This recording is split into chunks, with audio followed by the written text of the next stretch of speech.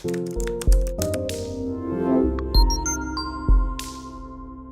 guys, let's talk about push notification settings, and to make it brief, let's just switch to the section of Backendless console where you configure them. To do this, you click on Manage and you will be right in the App Settings section, and then click on Mobile. In here you will find three subsections, one for Android, iOS, and Mac OS. And rather than going through the entire process, which is defined in our documentation, and specifically here, this is the doc for SDK for Java.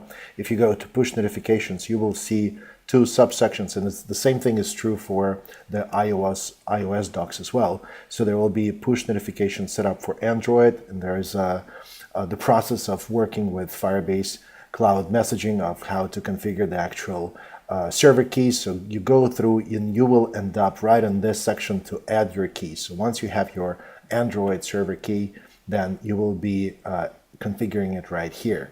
And the same is true for iOS. So with iOS, the process is even longer. You register your app and you go through all these steps, and you eventually will end up with a certificate that you will need to configure and add to Backendless. So all of these steps you will have to go through.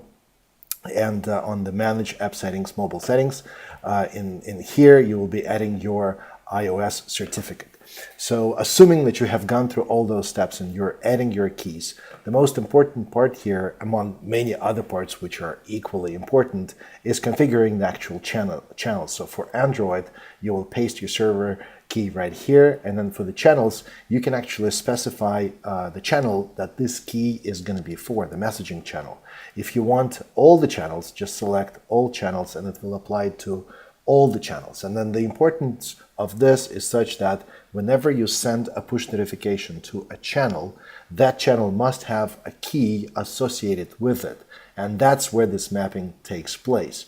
So you could actually have multiple keys registered for multiple channels, and that's where this configuration is specified. So the same thing is true for iOS. Whenever you register a certificate, you will also be selecting the channel that this certificate is for. And then if this certificate is for all channels, just select all channels.